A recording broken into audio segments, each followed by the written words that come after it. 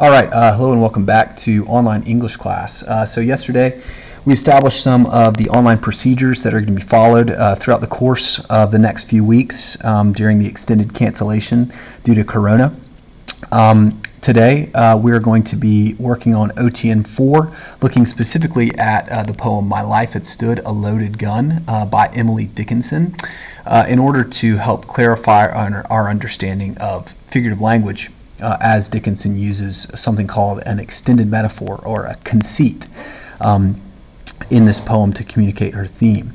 All right, so a couple announcements that you need to keep in mind that we went over yesterday, but I want to reiterate quickly today. Number one, remember your reading check. It's due on Monday. If you need to remember what exactly you should be reading, you can check on RenWeb or go back to yesterday's video lecture, which detailed those things. You need to continue drafting OTN 4, which we will be due at the end of next week. Remember to write one of those in prose. All right, so OTN 4 and OTN 5 are going to be due at the end of next week. One of these two poems you need to write a prose analysis of, an essay form analysis of, in order to be finished with OTN 4. One of them you can simply just take class notes for. Obviously, that only applies to the AP course. Honors folks, you need class notes for both.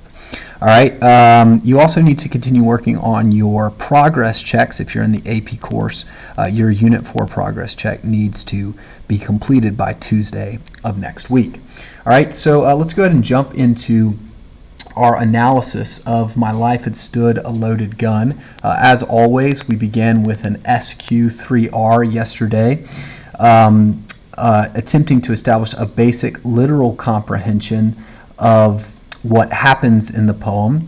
To quickly review and to summarize, essentially the speaker of the poem, who is just an individual, has been possessed or carried away by an owner. The owner here is a metaphor for anger or the emotion of rage. That carries her away and uses her as a gun to hunt. She compares herself to a volcano in the third stanza, which is a difficult little stanza that we'll deal with today. She guards her master's head when the good day is done. She articulates the fact that she is a deadly foe of any enemy to her anger, and then concludes with a little riddle which signals the fact that she does not want to outlive her anger. She doesn't want to live without it. All right, so we're going to be analyzing the language of the poem very carefully. If you will, go ahead and find your way in your text to the poem. Have a text of the poem in front of you that you can annotate in some way, shape, or form.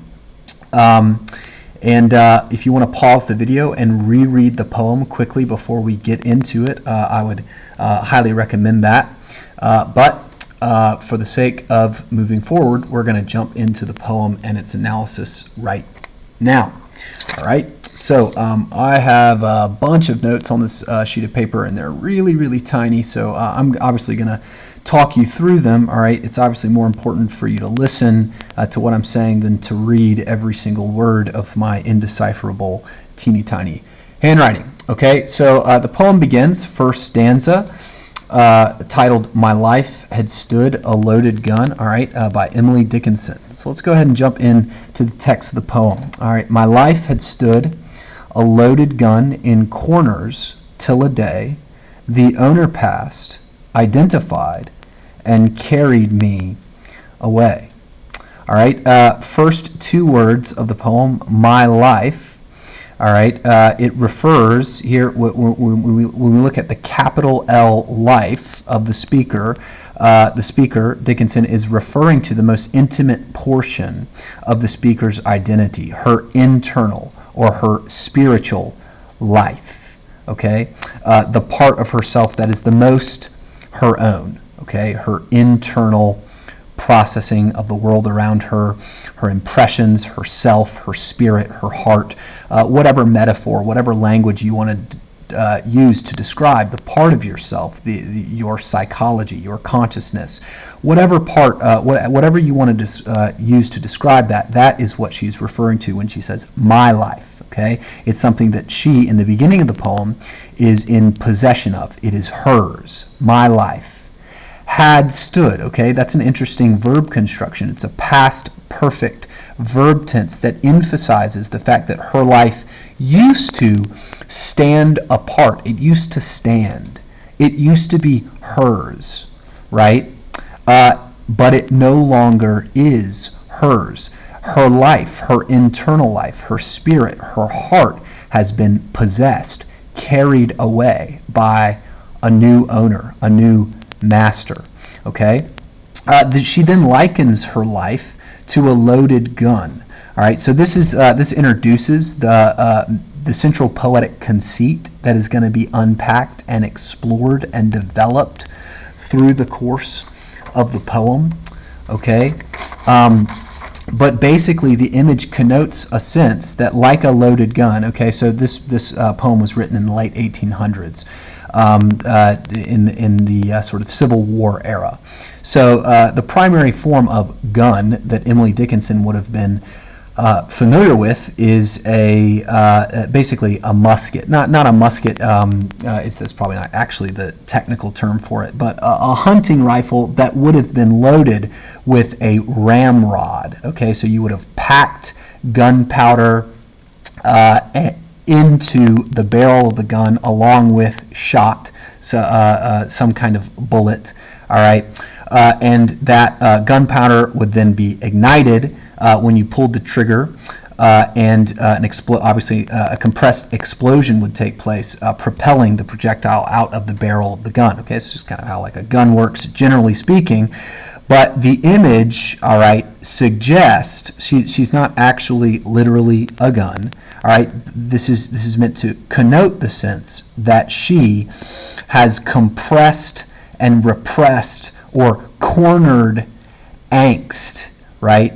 This sense of deep dissatisfaction or injustice at her circumstances acts as a kind of fodder for the possession of anger. All right. So, in other words, her internal life, right, she has been packing down, compressing and repressing angst to the point where the best metaphor to compare her internal life to is a gun, but not only any gun, but a loaded gun, a gun that is ready to be fired. All right, at the pull of a trigger.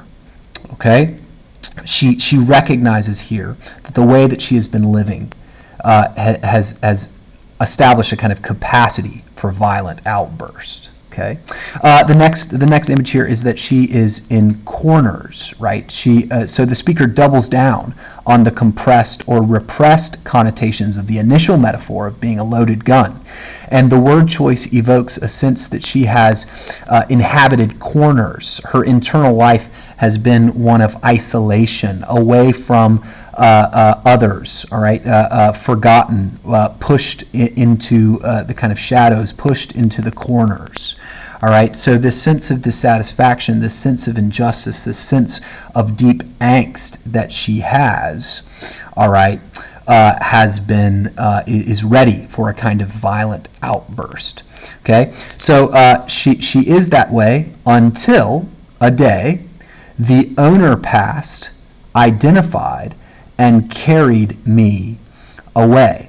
Okay, so the owner here is a metaphor for a metaphorical representative of her anger. Okay, my personal favorite emotion. This poem speaks to me on a personal level. I struggle with anger and wrath. Right, I'm not very patient, and whenever I'm confronted with, in many ways, my own internal life is like a loaded gun, right? So, when I say that I'm the most triggered person, I'm sort of intuitively referencing this poem, which I really, really like. The owner is her anger. The anger interrupts this isolation, right? This emotion interrupts this isolation and allows her the opportunity to vent these frustrations, which is going to happen in the next stanza, in the next two stanzas. She's going to discuss how good it feels, how empowering it feels to vent that anger, all right, to release that wrath, okay?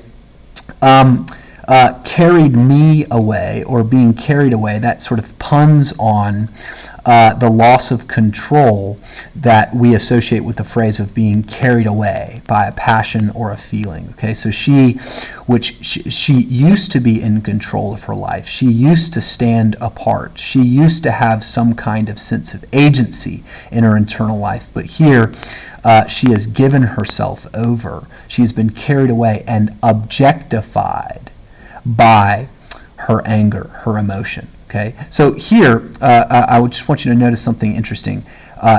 The speaker, who should be in control of her own emotional experiences, right? They are, after all, her emotional experiences, has been objectified by that emotional experience, and it is now her owner instead of she, its owner. That's an important distinction, all right, that is developed in the extended metaphor. So, next stanza, and now we roam. All right, so importantly, the pronoun shifts from my and me, distinguishing herself from the owner. Now those two are compressed. The two have become one. The two are the distinction between the two has been lost, and her identity, all right, has been enfolded into her anger. Her anger is in control. It is the dominant part of herself. And now we roam in sovereign woods. Okay, so the word sovereign literally means supreme ruler. And even though it modifies woods here, this poem is not about the sovereignty of the woods or the all power of the woods, but rather about the word choice evokes a sense or connotes a sense that when she is on the hunt, when she is in the woods with her anger, right, that she is filled with a sense of power, with a sense of supremacy.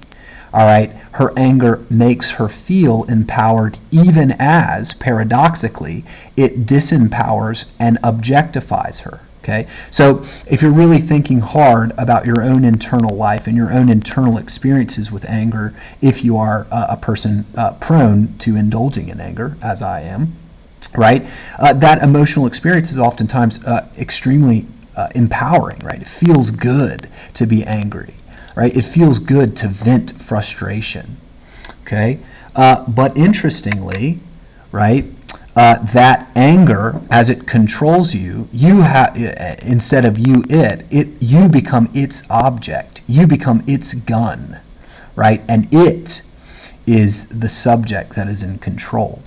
All right, so this feeling of sovereignty, it evokes a feeling that the speaker has whenever it is unified or in union with the owner. All right, and now we hunt the doe. Okay, so once again, this poem is not like about, anti-hunting, anti-gun poetry. All right, it's obviously a metaphor. The doe here, a female deer, is an emblem of the sort of softer, feminine side of the speaker that is systematically hunted down and killed by the speaker in an attempt to feel, right, in an attempt to feel more powerful, in an attempt to rid herself of the feelings of vulnerability that and isolation and repressed, compressed angst that she's been feeling, right? So she's hunting down the doe. She's killing the doe. She's killing these softer, innocent sides of herself. And every time I speak for him, the mountains straight reply. Okay, so how does a gun speak? Obviously, it fires. Okay, and the most resonant. This is an auditory, a sonic image of a resonant, resounding expression of one's wrath. Right, one raises their voice, articulates their opinion at the top of their lungs. And in doing so, feels good, right? Feels empowered, feels sovereign, right? The next stanza, a tricky kind of stanza. And do I smile such cordial light upon the valley glow. All right, so here the gun, basically the speaker saying, and if I smile, or when I smile, as a gun smiles, which is, I think the only way a gun can smile is by going off and the muzzle flashing a smile or illuminating the valley with its glow. All right, and it's described ironically as being cordial. Okay, there's nothing cordial or polite about a gun going off. It's loud and it kills things, if well aimed. All right, and do I smile such cordial light upon the valley glow? She then compares that to it is as if, or it is as a Vesuvian face. Vesuvian obviously references Mount Vesuvius, a famous volcano. It's like a Vesuvian face had let its pleasure through. So the image of the gun smiling on the valley, illuminating it with its muzzle flash, is compared to the face of a volcano releasing its pent-up wrath in an eruption. And just as there is nothing cordial or polite in the smile of a gun, and nothing cordial or polite in the eruption of a volcano, right? So too, the cordiality, the politeness of the quote-unquote smile of the gun and the quote-unquote smile of the volcanic eruption is meant to be read ironically, all right? And it's something that the speaker associates with pleasure. It's something that she takes pleasure in, okay? The experience of releasing, of firing, of releasing this aggression, of erupting, is pleasurable. It's something that the speaker delights in. All right, it's something that offers a kind of emotional release and a sense, a very, very important, a sense of empowerment to the speaker. It's very relatable. Okay. And when at night, all right, our good day done. Okay, so again, this is somewhat ironic, right? That this process of hunting down the doe and releasing this pent-up rage is described as good. In other words, it feels good to do so, right? Even if it destroys relationships, even if you are hunting down and systematically destroying the innocent portions of yourself and leaving a wake of hatred and destruction in your path, right? It feels good to do that, right? And they retreat together and sleep together in a kind of feather bed, all right?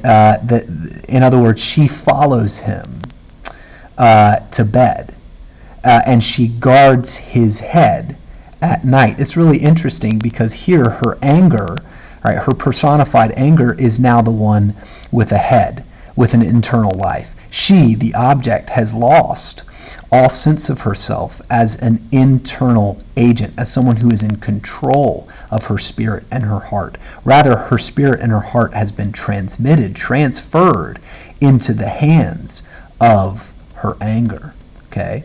And she guards him, which is so funny, instead of anger guarding her, right?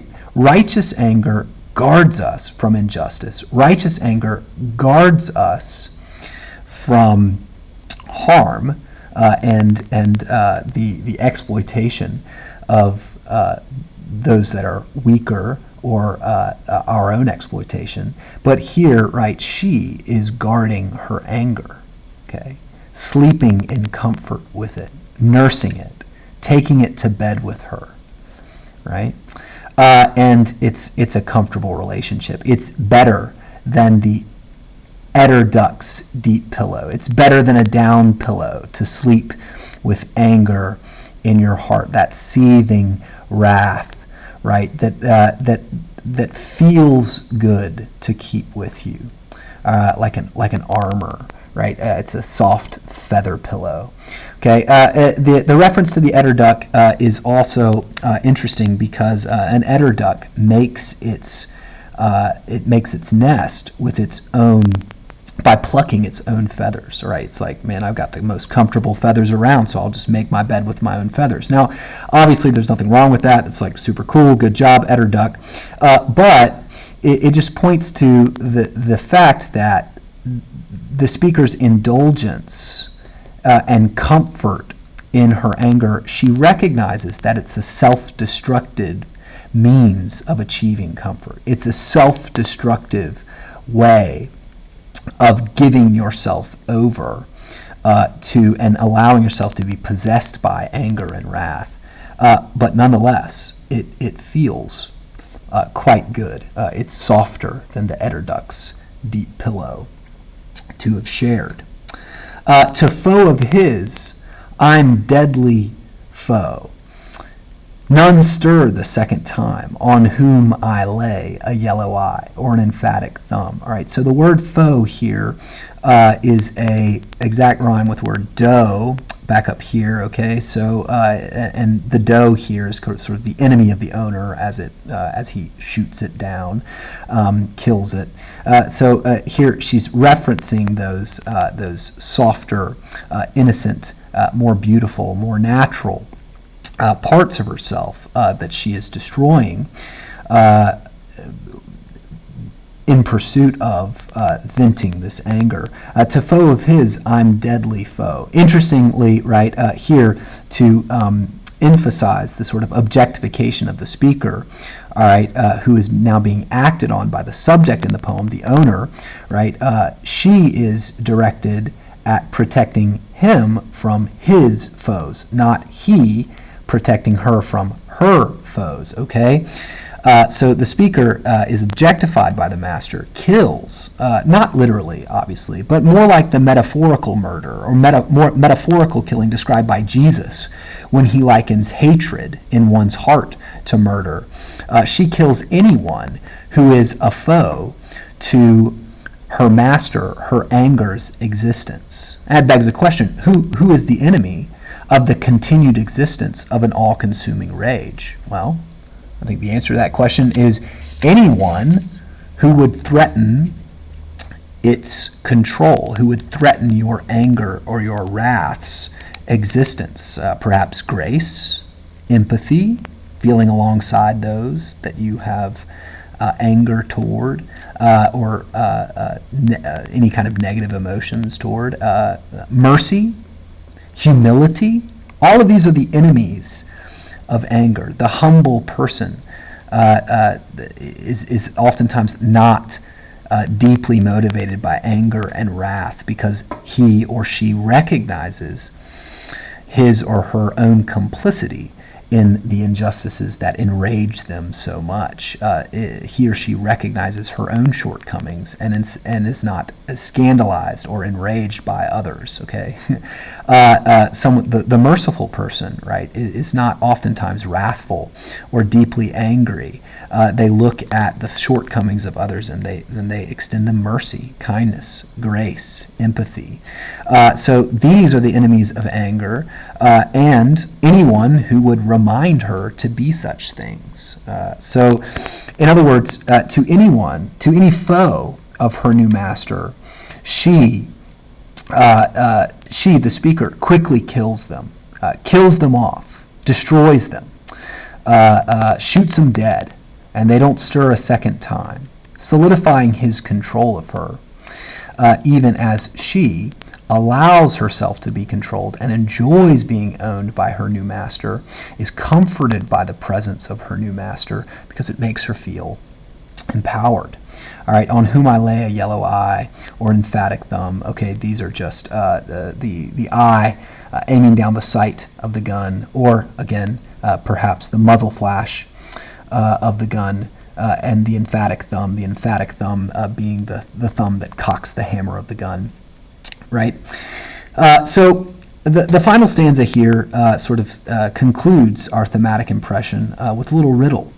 And it's interesting that Dickinson chooses to end the poem with a very sort of a paradoxical little riddle, because it helps illustrate, like actually manifest the difficulty of disentangling the riddle of our own identities as we attempt to disentangle ourselves, right, our spirits, our hearts, from the emotions that move our spirits and our hearts, right? They're difficult things to disentangle, yet they are not the same thing, right? A person is not a collection of his or her emotions, right? They are a person, all right? And those emotions are entities that enter into one's spirit or one's heart. And so, again, the riddle here just helps illustrate and embody the difficulty of disentangling ourselves and our identities from our emotions. Okay? And when we look at the riddle very carefully, right, though I, then he may longer live. In other words, even though I, all right, could outlive my anger, right, I could obtain liberty from his control, right, I could reestablish my own agency over my internal life, my own spirit and my own heart. Though I may longer live than him, right, he longer must than I. Which is to say, he's got to live longer than me. I want him to live longer than me. I can't live without him. I don't want to live without him. For I have but the power to kill. Okay, so with him, with one's anger, the speaker seems to suggest that she feels empowered. She has the power to kill. She has power over life and death. She has the power to kill those that have made her feel dissatisfied, those that have confronted her with some kind of injustice, all right, that has led her to be in a position of angst. All right, she has the power to kill. And without him, only the power to die. Without her anger, she is susceptible to the death of the self. She is vulnerable to interrogating her own internal life instead of giving herself away to anger that shoots down grace, shoots down empathy, shoots down mercy, shoots down humility, right? Which would require her to die to herself.